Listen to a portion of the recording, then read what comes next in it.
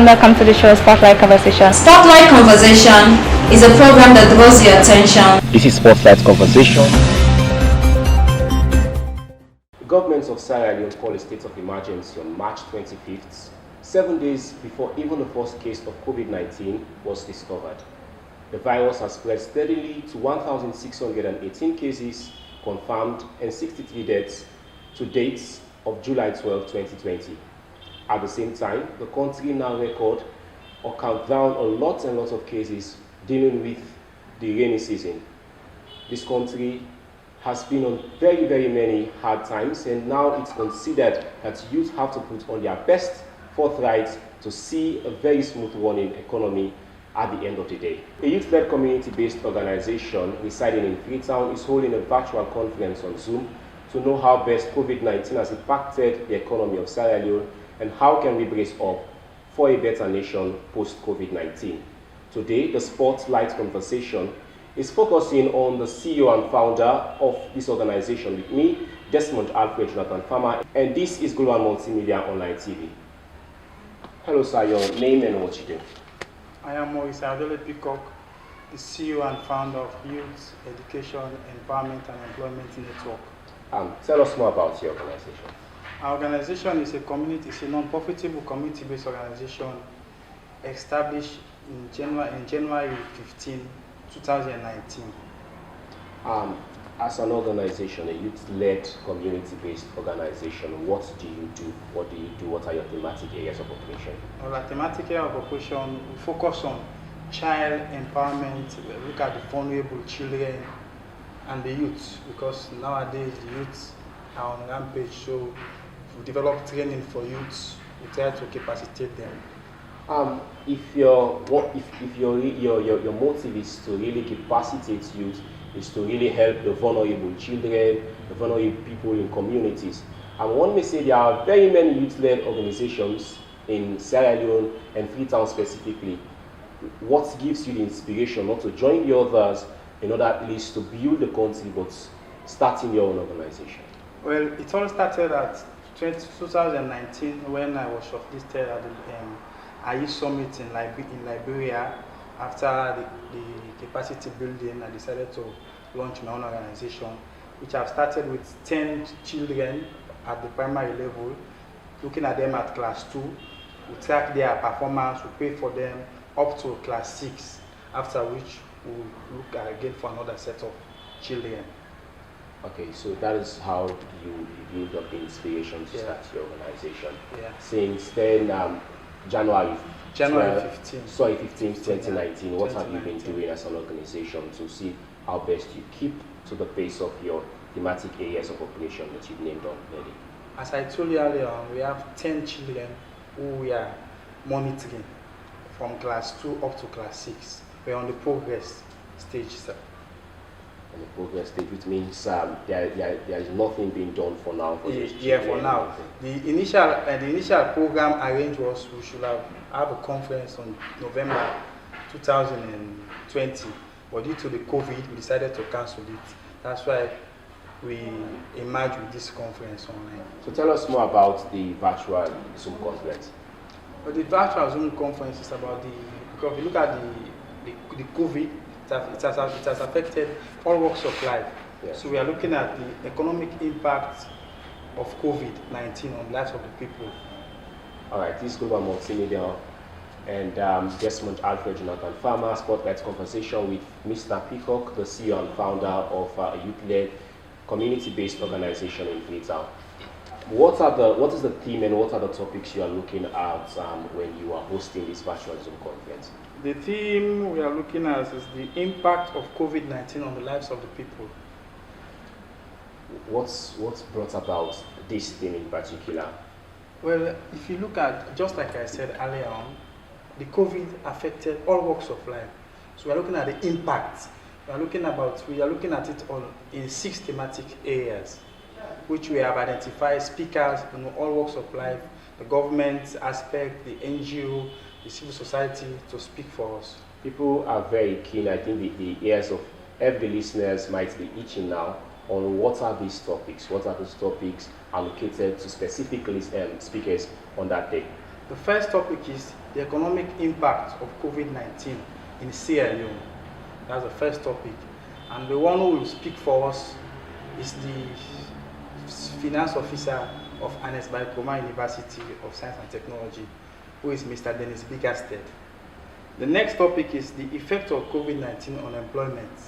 That one will be handled by Mr. Mohamed Conte. He is the Human Resource Coordinator, Doctor with Africa. The next topic is the impact and the role of mass media during the pandemic. That one will be handled by Mr. Samuel Rice Bangura of AYV. And the next topic is the effect of COVID-19 on the educational system in Sierra Leone. That one will be handled by the Deputy Vice Chancellor of the Annes-Baikoma University of Science and Technology, who is no less a person, Dr. Alhaji Ibrahim Agoga. And the next one is the impact of COVID-19 on tourism and trade. That one will be handled by Councillor Eunice Atoti Fofana. He is the Executive Director of Baibue Heritage Sierra Leone. And the last one is the role ICT play on COVID-19 in Africa. That one will be handled by my colleague in Liberia. These are quite alluring personalities who, one way or the other, vibrate on the same frequency. How do you come about getting these people? How do you come about scouting these people to at least be part of the virtual youth conference? And it's not an easy task because we've identified so many people. Some of them they turn us down. Some of us they said due to their schedule. Some of them they are not technology inclined to handle Zoom. But thank God we've selected. So technically, you used these people you have in our second chances because you didn't get those people. No, not all. Only two.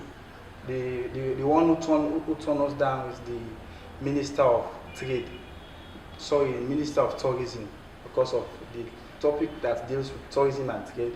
I decided for her to handle that because she felt her most. What is the expected outcome from this virtual youth conference? Well, at the conference is totally free of cost. At the end of the conference, we expected participants to learn in all the 6 thematic areas, and after which those who participated fully will be issued certificates, free of cost. All right. It's clear that you've already scouted 40 participants for the Zoom conference. Are you only targeting those 40 people, or you are expecting other people to join the Zoom conference? We are expecting more than 40 because we are partnering with a sister organization from Liberia, who is Generational Thinkers of Africa. So they need to send about 10 participants for us.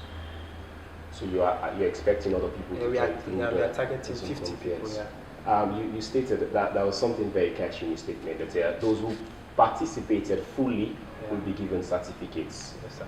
What is the participation you're expecting? Because the word fully participated in the Zoom conference gives me a lot of doubt. And what are the requirements, or what are the criteria has been set that this person really participated fully and he or she deserved a certificate? Well, we'll be monitoring them based on the Zoom image, because you can't be online for about 15 minutes and you go offline, and after which you come online and you expect us to give you certificate. Well, have you realized the fact that the internet system in Sierra Leone specifically is not very much strong, and that those times around there are a lot of people with busy schedules, and there are a lot of people that will be having scrambles on their internet? Have you realized this fact and not use it on people who are really not going to be very constant to the defined purpose? I can understand, but for some people you can't participate just one day and you expect us to give you certificate. If there are issues, we can understand. So the Zoom conference is not one day? Yeah, it's 2 days, sir. 2 days. And each day we are expected 3 speakers. 20 minutes you present and 10 minutes for question and answer. They will ask you question and you answer. When is every Zoom conference starting? Every Zoom meeting starting? 18th, 4 to 6. 19th, 4 to 6. It's just 2 hours. Yeah, 2 hours. 4 to 6 p.m. Seems to be a very busy hours here in Sierra Leone. What have you done so far to see that indeed you have the expected participation, to see that you have the expected concern, you have the expected, at least those people who are attending the Zoom meeting will be concentrated. At the end of the day, they will be impacted as a people. That's why we decided to shift it on a weekend.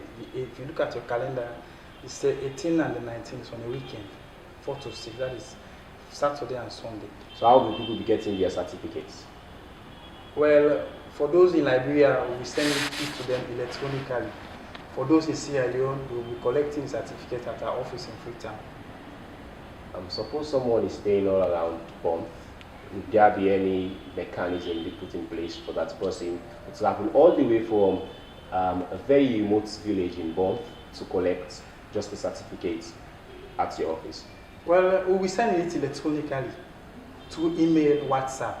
And if there's a chance for you to travel to Freetown, or we have someone who's going to that part of the country, you will give the certificate to that individual. What are you really expecting from the youth? Because you'll be talking on different topics. The topics borders around tourism, the topics borders around economic impact, the use of social media and everything. What are you really expecting from the youth thereafter? We are expecting the youth to learn, after which we'll design an assessment form which we use to assess them. I don't want to let it out. We have plans for them which we'll focus on our next programs, those who participated fully.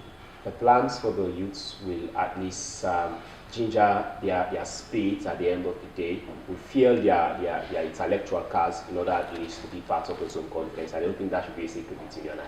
No, well, the management of the board, we are planning for another program next year. I don't want to let it out.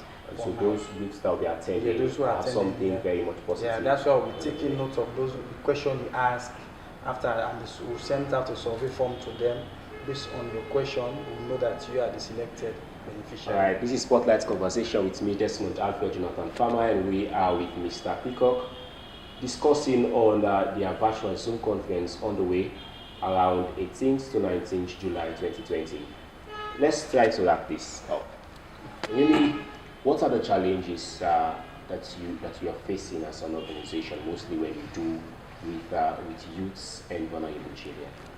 The challenges we are facing is about the participation. There are a lot of youths, they don't participate actively in our programs. The next is the membership, because the organization is a non-profit organization.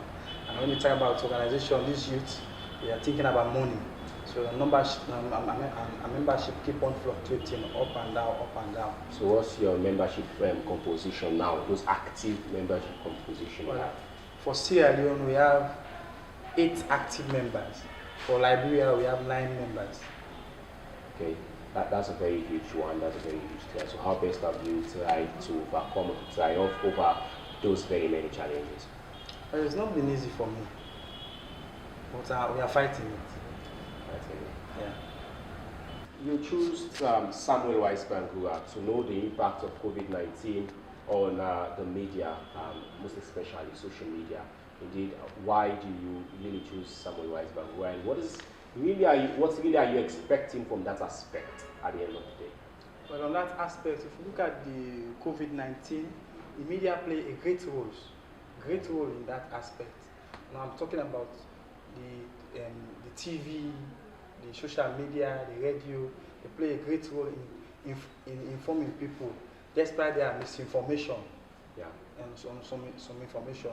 But the media play a great role. So in tracking those misinformation, those misconceptions along the line on social media, and that is why you brought this topic to see really that indeed people talk about it and the youth will be capacitated at the end of the day. What do you expect from the youth about that particular topic, speaking of media? Well, the youth, they are going to learn about how to manage information, especially information you are not certain about. There is no need for you to share it. Our tourist attractions are having a ripple effect at the end of it. Right now, as we are talking, youths are not really involved in tourism. Youths don't even care around our tourist attraction areas. Now you brought out this topic. What really sprouted your interest into this topic and what you are expecting around this particular topic at the end of it? As for me, that's my best topic among the 6 that I've selected. Because if you look at the COVID, the tourist industry, they are affected greatly. Like for example, the hotels, the beaches, there are a lot of people who are without a job. That's why we decided for someone who's in the tourist. So how is the COVID-19 has its connection towards our tourist attraction areas, our tourism? How does the COVID-19 has an effect on it? Because the airports are closed, bars are closed, restaurants, beaches, hotels are closed. So that's the effect it has on the tourist aspect. Finally, education is the flagship program of His Excellency, the President's retired Brigadier Julius Madabwe. You are taking education again to be one of the thematic topics you're talking about. Now, what really are you looking about around the topic, around education, the impact of COVID-19 on education? That's a very big question, sir. You and I know that education has been put to standstill because of the COVID. Yeah. It's only now they are trying to rush up the public exams candidate to go and take the exams. And for the others, there's no hope or no faith for them yet. So that's why we decided to take someone who is in the educational field to discuss about that topic. So what is the expected outcome for university students, secondary school students around education? How has it impacted how COVID-19 has really impacted the education sector? I think by the end of the training, the speaker should have outlined the impacts of that topic, because I'm not the speaker, so I can't know what the speaker has already put in place for that. So as we end this whole conversation, generally tell us the impact of these 2 days power-packed virtual Zoom conference meeting. Well, it's a once to be forgotten conference, because we look at it, it has taken us time to select quality speakers for each and every topic. So by the end of the day, at least you can even learn, if you cannot learn from all, you can learn from one topic which you can master. All right, thank you, listeners and viewers. This is how we want to go down the context of today's Spotlight conversation with Mr. Morris Ayodele Peacock, the CEO and founder of the Youth Education, Employment and Empowerment Network, Sierra Leone. Please don't forget to click on the subscription button to get more of our Spotlight conversations on our YouTube, Facebook, Instagram, Twitter, and LinkedIn accounts. I am Desmond, Alfred, Jonathan Farma.